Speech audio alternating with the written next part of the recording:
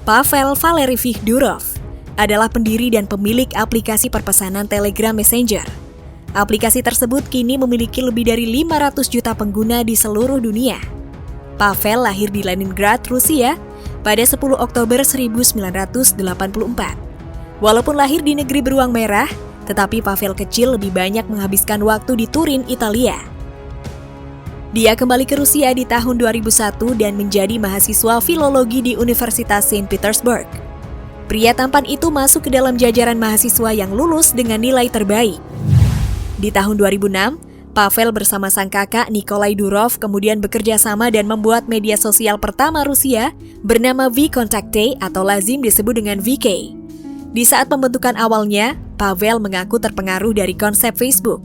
Tetapi belakangan VK justru lebih populer di Rusia dibandingkan Facebook. Dari data yang dikutip dari laman Business Insider, jumlah pengguna aplikasi VK mencapai 350 juta orang dan berhasil menjadi perusahaan sukses dengan pertumbuhan nilai mencapai 3 miliar US dollar. Saat itu kekayaan yang dimiliki pun akhirnya melesat tajam dan diperkirakan mencapai 260 juta US dollar. Sayangnya di saat perusahaannya sudah mencapai kesuksesan, Pavel justru memilih mundur dari jajaran pemilik pada tahun 2014.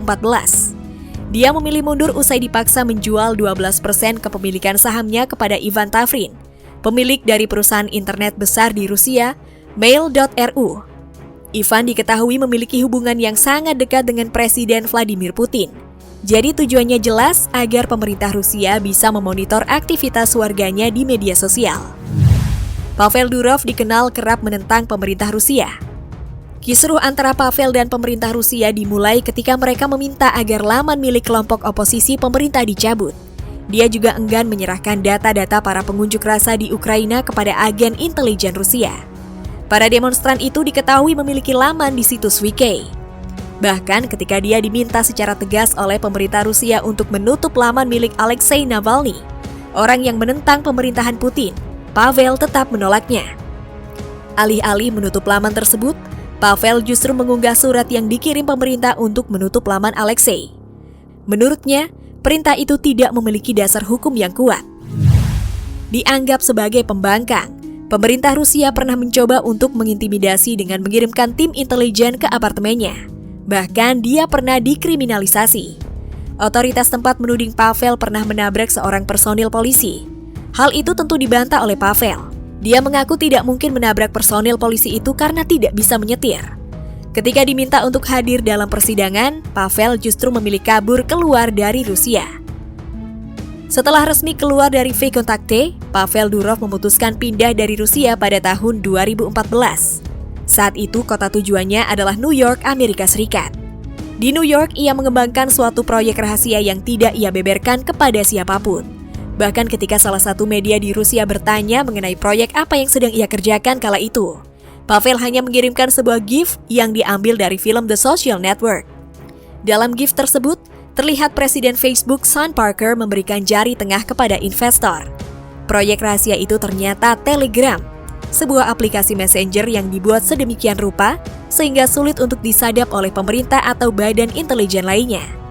Sejak awal membuat Telegram, Pavel dan timnya sudah berjanji akan menjaga kerahasiaan para penggunanya. Dia tidak akan bersedia untuk menyerahkan data-data para penggunanya kepada siapapun, termasuk pemerintah dari suatu negara. Bahkan pada Juli 2017, Telegram sempat diblokir oleh pemerintah Indonesia melalui Kementerian Komunikasi dan Informatika.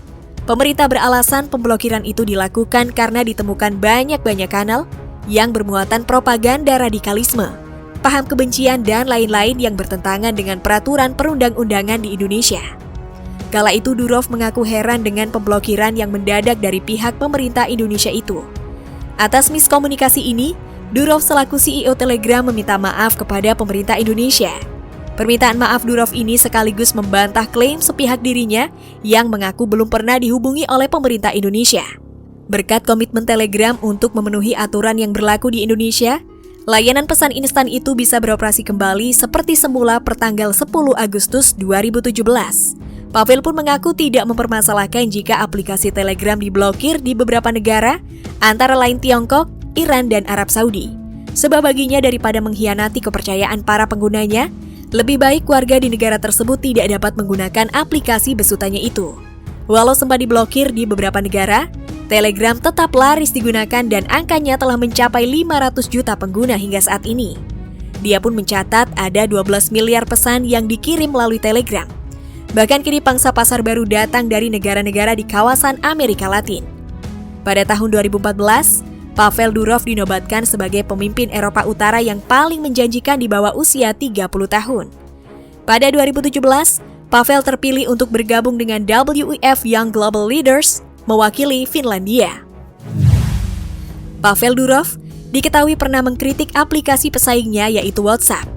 Dalam sebuah wawancara di acara teknologi di San Francisco tahun 2015 lalu, Pavel tanpa basa-basi mengatakan pesan pendek WhatsApp memiliki kualitas buruk dan tidak dapat diandalkan. Pavel mengaku hal itu ia sampaikan bukan hanya karena WhatsApp adalah pesaing berat mereka, tetapi karena memiliki banyak keterbatasan. Jika ponsel Anda mati, maka pesan yang Anda kirim melalui WhatsApp secara otomatis tidak dapat Anda terima.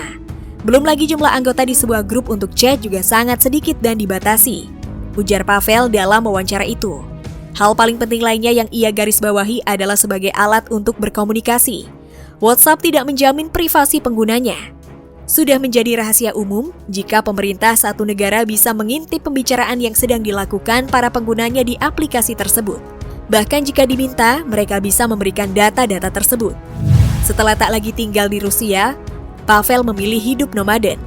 Dia kerap berpindah-pindah ke satu negara dengan menggunakan fasilitas Airbnb. Dia juga kerap berlibur ke berbagai negara. Salah satu yang pernah dikunjunginya adalah Raja Ampat, Papua. Hal itu diketahui dari salah satu foto pemandangan di area tersebut yang diunggah ke akun Instagramnya.